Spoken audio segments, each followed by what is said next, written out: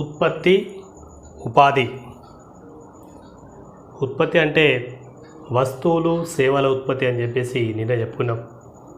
దాంతోపాటు స్థూల దేశీయోత్పత్తి గురించి కూడా చెప్పుకున్నాం. ఒక సంవత్సర కాలంలో ఒక దేశంలో ఉత్పత్తి చేయబడిన అంతిమ వస్తు సేవల విలువనే స్థూల దేశీయోత్పత్తి అంటారని చెప్పేసి కూడా మనం నిన్న చెప్పుకున్నాం. ఈ స్థూల దేశీయోత్పత్తిని మనం ఇంకో రకంగా కూడా చెప్పుకోవచ్చు. ఏంటంటే ఒక సంవత్సర కాలంలో ఒక దేశంలో ఉన్నటువంటి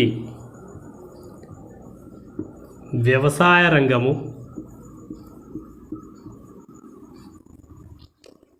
పరిశ్రమల రంగము,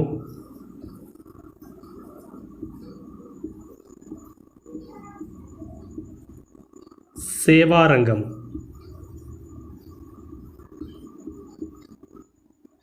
ఈ మూడు రంగాలు చేసిన ఉత్పత్తి మొత్తాన్ని స్థూల దేశీయోత్పత్తి అని చెప్పుకోవచ్చు. అంటే ఒక దేశంలో ఉన్నటువంటి వ్యవసాయ రంగము, ఒక సంవత్సర కాలంలో ఆ దేశంలో వ్యవసాయ రంగము, పరిశ్రమల రంగము, సేవా రంగము వాటి యొక్క మొత్తం ఉత్పత్తి విలువనే స్థూల దేశీయోత్పత్తి అంటారు. అంటే ఏమర్థమైంది మనకు? స్థూల దేశీయోత్పత్తిలో వ్యవసాయ రంగం కొంత వాటా కలిగి ఉంటుంది, పరిశ్రమల రంగం కొంత వాటా ఉంటుంది, సేవా రంగం కూడా కొంత వాటా ఉంటుంది. సేవల రంగం, సేవా రంగం అన్నా సేవల రంగం అన్న ఒకటే. సేవల రంగం కూడా కొంత వాటా ఉంటుంది. అంటే ఈ మూడు రంగాలు ఉత్పత్తి చేసినటువంటి మొత్తమే స్థూల దేశీయోత్పత్తి. ఓకే, మరి ఈ మూడు రంగాలు వీటి యొక్క ప్రాధాన్యతలో ఏ విధమైన మార్పు ఉంది? రంగాల ప్రాధాన్యతలో మార్పు మనం చెప్పుకోవాల్సింది. ఇప్పుడు రంగాల ప్రాధాన్యతలో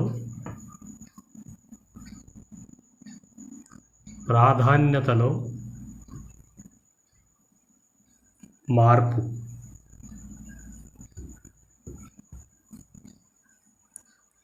అంటే వ్యవసాయ రంగము, పరిశ్రమల రంగము, సేవల రంగము, ఈ రంగాల యొక్క ప్రాధాన్యతలో ఏ విధమైన మార్పు వచ్చింది మన దేశంలో అనేది మనం ఇప్పుడు చెప్పుకుందాం. ఒకటి ఏంటంటే అమెరికా లాంటి అభివృద్ధి చెందిన దేశాలు, ఈరోజు అభివృద్ధి చెందిన దేశం అమెరికా. సో అలాంటి అభివృద్ధి చెందిన దేశాలు మొదట్లో వ్యవసాయ రంగము, ఆ వ్యవసాయము దాని అనుబంధ రంగాలు స్థూల దేశీయోత్పత్తిలో ఎక్కువ శాతం వాటా కలిగి ఉన్నాయి. అర్థమవుతుందా? అమెరికా లాంటి అభివృద్ధి చెందిన దేశాలు మొదటి దశలో అభివృద్ధి కంటే ముందు దశలో అవి వ్యవసాయ రంగంలోని వ్యవసాయ అనుబంధ రంగాల నుంచి ఎక్కువ ఆదాయం వచ్చింది. ఓకే, స్థూల దేశీయోత్పత్తిలో వ్యవసాయ రంగం వాటా ఎక్కువ ఉంది. తర్వాత కాలంలో ఎప్పుడైతే యంత్రాల ద్వారా ఉత్పత్తి జరిగిందో, పరిశ్రమల స్థాపన, పారిశ్రామిక విప్లవం వచ్చిందో, అప్పుడు పరిశ్రమల ద్వారా ఉత్పత్తి పెరిగింది. అంటే వ్యవసాయ రంగం యొక్క ప్రాధాన్యత తగ్గి పరిశ్రమల రంగం యొక్క ప్రాధాన్యత పెరిగింది. తర్వాత సాంకేతిక పరిజ్ఞానము విస్తరించిన కొద్దీ పరిశ్రమల రంగం వాటా కంటే కూడా సేవల రంగం వాటా పెరిగింది. ఎందులో పెరిగింది? స్థూల దేశీయోత్పత్తిలో. స్థూల దేశీయోత్పత్తిలో 100% స్థూల దేశీయోత్పత్తి అనుకుంటే, మొత్తం స్థూల దేశీయోత్పత్తి 100% అనుకుంటే, స్టార్టింగ్లో వ్యవసాయ రంగం నుంచి ఎక్కువ శాతం ఉంది. దాని తర్వాత పరిశ్రమల రంగం పెరిగింది. గత 50 సంవత్సరాల నుంచి సేవల రంగం యొక్క ప్రాధాన్యత పెరిగింది. అర్థమవుతుందా? అంటే ఆర్థికవేత్తల యొక్క అభిప్రాయం ఏంటంటే, ఒక దేశము ఒక దేశము అభివృద్ధి దిశలో ఉంది, అభివృద్ధి చెందుతుందా లేదా అనేది తెలుసుకోవడానికి ఆ దేశము రంగాల ప్రాముఖ్యతను ఆధారంగా తీసుకొని చెప్తారు. ఎందుకంటే అమెరికా లాంటి దేశాల అనుభవాలు ఏం చెప్తున్నాయి?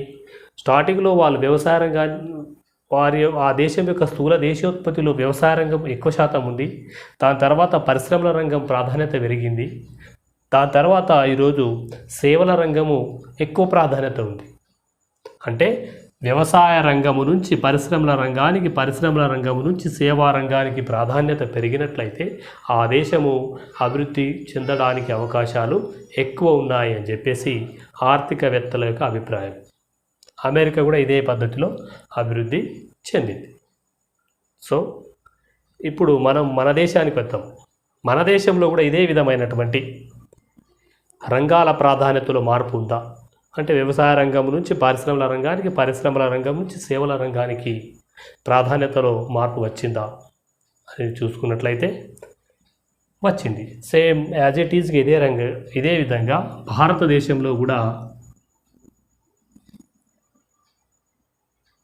వ్యవసాయ రంగం యొక్క ప్రాధాన్యత చాలా ఎక్కువ ఉండే గతంలో వ్యవసాయం స్థూల దేశీయోత్పత్తిలో 70% వరకు వ్యవసాయ రంగం అందించింది. తర్వాత పరిశ్రమ రంగం మనకు స్వాతంత్రం వచ్చిన తర్వాత చాలా సంవత్సరాలకు మనం ఏం చేసినామంటే పరిశ్రమలకు ప్రాధాన్యత ఇచ్చినాం. ప్రభుత్వము సబ్సిడీలు ఇవ్వడము, పరిశ్రమలు నెలకొల్పడానికి ప్రాధాన్యత ఇవ్వడంతో వ్యవసాయ రంగం నుంచి మన ప్రాధాన్యత ఎక్కడికి పోయింది? పరిశ్రమల రంగానికి మార్పు చెందింది. సో స్థూల దేశీయోత్పత్తిలో పరిశ్రమల ఉత్పత్తి పెరిగింది. వ్యవసాయ రంగం తగ్గిందని కాదు, వ్యవసాయ రంగము పెరిగింది, కానీ దాంతో పోలిస్తే పరిశ్రమల రంగంలో ఉత్పత్తి ఇంకా పెరిగింది.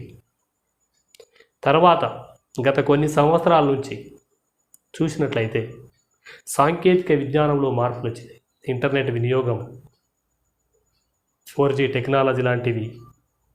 ఈ సాంకేతిక విజ్ఞానంలో వచ్చిన మార్పుల ఫలితంగా భారతదేశంలో సేవల రంగం యొక్క ప్రాధాన్యత పెరుగుతుంది. ఈరోజు వ్యవసాయ రంగం కంటే, పరిశ్రమల రంగం కంటే సేవల రంగం ద్వారానే మన దేశంలో ఉత్పత్తి ఎక్కువ జరుగుతుంది. ఈ 2 రంగాల కంటే ఎక్కువ, 2 రంగాలు పూర్తే కూడా ఇంత లేదు సేవా రంగం ఉత్పత్తి అంతా. అంటే వ్యవసాయ రంగం ప్రాధాన్యత నుంచి పరిశ్రమల రంగ ప్రాధాన్యత జరిగింది, పరిశ్రమల రంగం నుంచి సేవల రంగానికి మన ప్రాధాన్యత అనేది మారింది. సో మనము ఆర్థికవేత్తలు చెప్పినట్లు అభివృద్ధి దిశలోనే పయనిస్తున్నాం. ఓకే, రంగాల ప్రాధాన్యతలో వచ్చిన మార్పు తెలుసుకోవడానికి మనం ఒకసారి పై గ్రాఫ్ను పరిశీలించినట్లయితే స్థూల దేశీయోత్పత్తిలో వివిధ రంగాల వాటాకు సంబంధించి 1972-73లో రంగాల వారి ప్రాధాన్యత ఏ విధంగా ఉంది, 2015-16 వచ్చేసరికి రంగాల వారి ప్రాధాన్యత ఏ విధంగా మారింది అనేది మనము ఒక్కసారి పై గ్రాఫ్ ద్వారా చూద్దాం. పై గ్రాఫ్ ద్వారా చూస్తే మనకు కొంత క్లారిటీగా అర్థమవుతుంది. ఓకే, 1972-73 సంవత్సరంలో స్థూల దేశీయోత్పత్తిలో 43% వ్యవసాయ రంగం ద్వారా అందింది. అదేవిధంగా సేవల రంగం ద్వారా 35% ఉత్పత్తి జరిగింది. అదేవిధంగా పరిశ్రమల రంగం ద్వారా 22% ఉత్పత్తి జరిగింది. అంటే 1972-73 సంవత్సరం యొక్క ఈ గ్రాఫ్ చూసినట్టయితే మనకేమర్థమవుతుంది? వ్యవసాయ రంగము 43% ఉత్పత్తితో స్థూల దేశీయోత్పత్తిలో 43% వాటా కలిగి వ్యవసాయ రంగము ఎక్కువ ప్రాధాన్యత కలిగి ఉంది. ఓకే, అదేవిధంగా 2015-16 వచ్చేసరికి అంటే దాదాపు 43-44 సంవత్సరాలు, 72-73 నుంచి 15-16 వచ్చేసరికి రంగాల ప్రాధాన్యతలో మార్పు వచ్చింది, విపరీతమైన మార్పు వచ్చింది.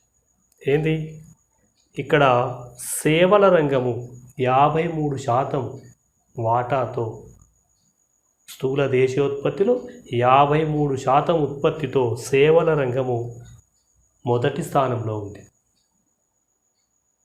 గతంలో అత్యధికంగా దేశీయోత్పత్తిలో అత్యధిక వాటా కలిగినటువంటి వ్యవసాయ రంగము ఇక్కడ ఏమైంది, చివరికి పోయింది. 19% ఉత్పత్తి జరుగుతుంది ఇక్కడ. పరిశ్రమల రంగం 22% నుంచి 2015-16 వచ్చేసరికి 28% పెరిగింది. స్థూల దేశీయోత్పత్తిలో పరిశ్రమల రంగం వాటా పెరిగింది. సేవల రంగం వాటా అయితే అబోవ్ 50%, 50% కంటే ఎక్కువ ఉంది, 53% ఉంది. ఈ విధంగా రంగాల వారి ప్రాధాన్యతను మనము ఈ పై గ్రాఫ్ ద్వారా తెలుసుకోవచ్చు. సో ఈ విధంగా ప్రాధాన్యత మారడం దేనికి సూచిక? ఇంతకుముందు చెప్తున్నాం మనం, అమెరికా దానికి సంబంధించి ఆర్థికవేత్తల అభిప్రాయం. సో ఇది అభివృద్ధికి సంకేతమే. Okay, right. ఉపాధి, ఉత్పత్తికి ఉపాధికి అవినాభావ సంబంధం ఉన్నది. ఉపాధి అంటే పని. దేశంలో ఉపాధి అవకాశాలు ఎక్కువైతే ఉత్పత్తి ఎక్కువైతుంది. దేశంలో ఉన్న ప్రజలు ఆర్థిక కార్యకలాపాలలో ఎక్కువ మంది పాల్గొంటే ఆ దేశ ఉత్పత్తి పెరుగుతుంది, అంతే కదా. ఎక్కువ మంది పని చేస్తే ఎక్కువ ఉత్పత్తి అవుతుంది, ఎక్కువ ఉత్పత్తి అయితే దేశోత్పత్తి పెరుగుతుంది. సో ఈ విధంగా చూసినట్టయితే మరి ఉపాధికి సంబంధించి, పనికి సంబంధించి, ఉద్యోగాలకు సంబంధించి భారతదేశంలో ఎలాంటి పరిస్థితులు ఉన్నాయి చూసినట్లయితే, పట్టణ గ్రామీణ ప్రాంతాలు, పురుషులు స్త్రీలు, ఈ విధంగా మనం చూసినట్లయితే భారతదేశంలోని పరిస్థితుల్ని చూసినట్టయితే గ్రామీణ ప్రాంతం వారు ప్రధానంగా వ్యవసాయ రంగంలో ఉన్నారు. వ్యవసాయ రంగం అంటే గ్రామీణమే, గ్రామీణ ప్రాంతం అంటే వ్యవసాయ రంగమే. ఆ విధంగా దాదాపు 67% మంది, ఇది 2011 లెక్కలు, ఇవి 11-12 సంవత్సరాలకు సంబంధించి గ్రామీణ ప్రాంతంలో ఉన్నటువంటి వాళ్ళు వ్యవసాయ రంగంలో ఎక్కువ మంది ఉన్నారు. ఆటోమేటిక్గా పట్టణ ప్రాంతం వాళ్ళు ఏ రంగంలో ఉన్నారు? పరిశ్రమ సేవ రంగంలో ఎక్కువ ఉద్యోగాలు ఉన్నాయి వాళ్ళకు. పరిశ్రమల సేవల రంగాలలో పట్టణ ప్రాంతం వాళ్ళు ఉద్యోగాలు ఎక్కువ పొందుతున్నారు. అంటే ఉపాధి అనేది గ్రామీణ ప్రాంతాలలో వ్యవసాయ రంగంలో ఎక్కువ దొరుకుతుంది. ఉపాధి అనేది పట్టణ ప్రాంతం వాళ్ళకు పరిశ్రమలు సేవల రంగాలలో ఉపాధి ఎక్కువగా దొరుకుతుంది. అదేవిధంగా పురుషులు స్త్రీలు చూసినట్టయితే వ్యవసాయ రంగంలో పురుషుల కంటే స్త్రీలు ఎక్కువ ఉన్నారు. వ్యవసాయం అంటే కొంత కష్టమైన పనే, కానీ అయినప్పటికీ కూడా పురుషుల కంటే స్త్రీలు ఎక్కువ మంది ఆధారపడి ఉన్నారు వ్యవసాయ రంగం మీద. అంటే ఎక్కువ మంది స్త్రీలు వ్యవసాయ రంగంలోనే పనిచేస్తున్నారు. ఇక పరిశ్రమల సేవల రంగంలో పురుషులు ఎక్కువ ఉన్నారు.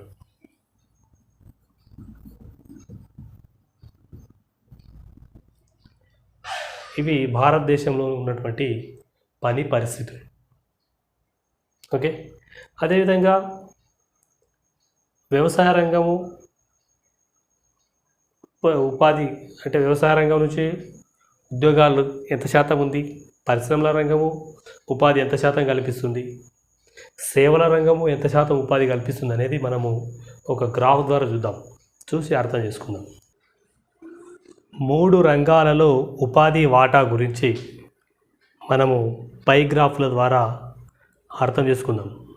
ఓకే, ఈ 2 పై గ్రాఫ్లు, ఇదేమో 1972-73 సంవత్సరానికి సంబంధించింది, ఇదేమో 2015-16.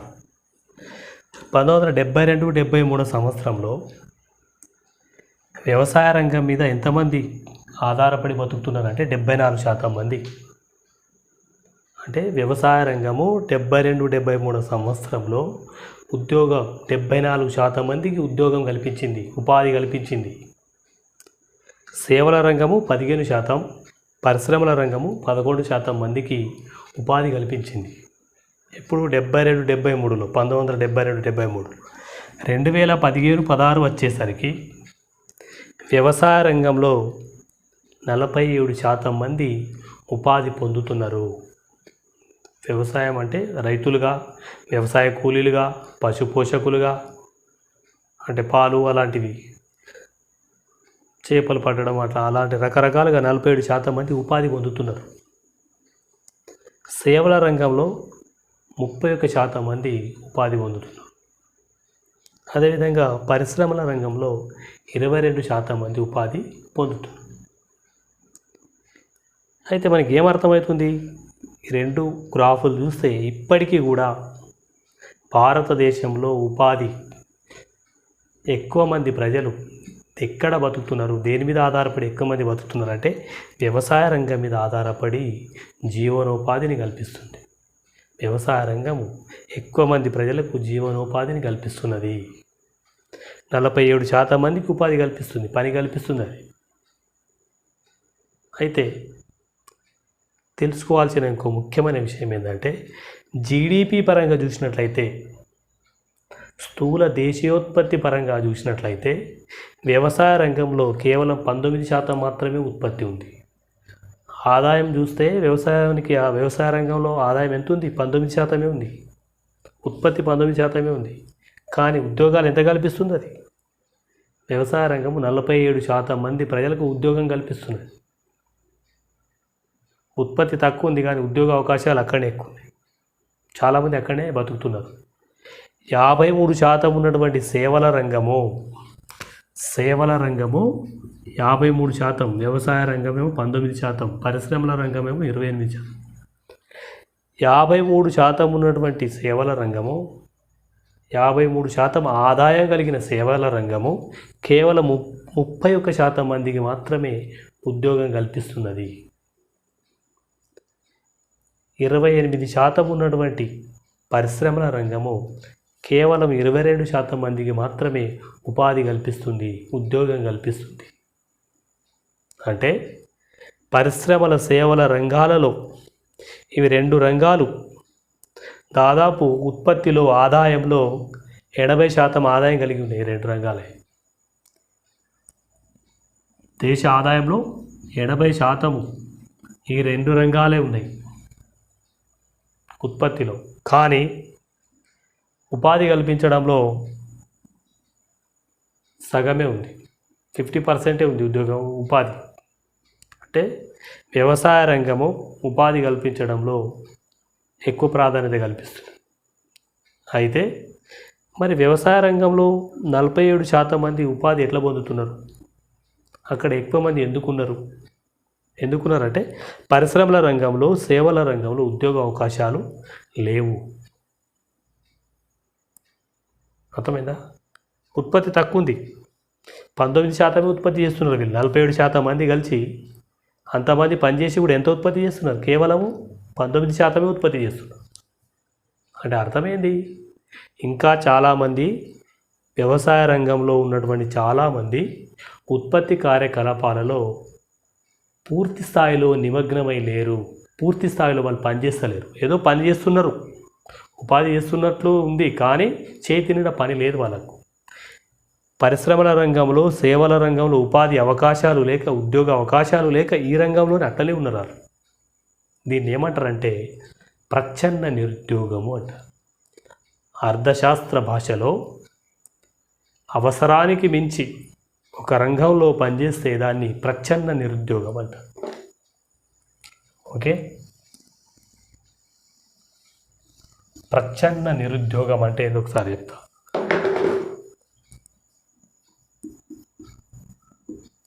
ప్రచ్ఛన్న నిరుద్యోగము అంటే అల్ప ఉపాధి. ప్రచ్ఛన్న నిరుద్యోగము ముఖ్యంగా మన దేశంలో వ్యవసాయ రంగంలో ఉంది. అవసరానికంటే ఎక్కువ మంది పనిచేయడమే ప్రచ్ఛన్న నిరుద్యోగము. దీనికి ఇంకో రకమైన అర్థం ఏంది? అల్ప ఉపాధి.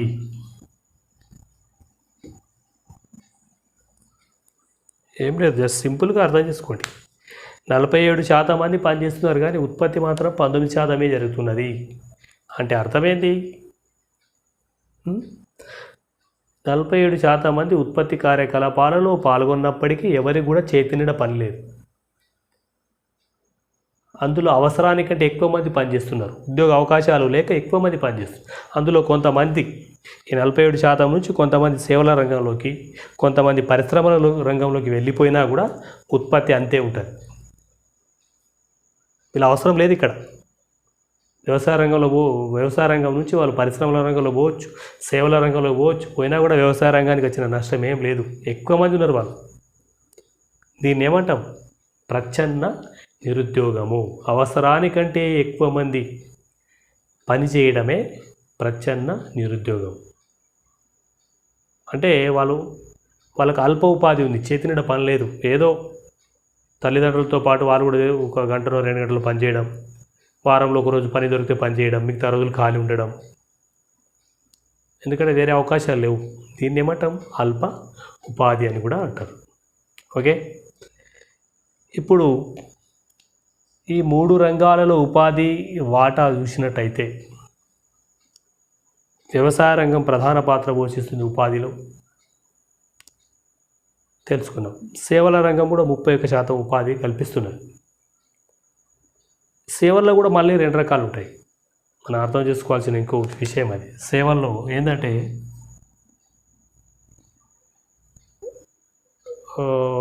ఒక సాంకేతికంగా సాఫ్ట్వేర్ నిపుణులు, అంటే మంచి ఉద్యోగాలు, బాగా చదువుకున్న వాళ్ళు, సాంకేతిక నిపుణులు, వీళ్ళందరూ సేవల రంగంలో ఉన్నారు. ఇంకా కొంతమంది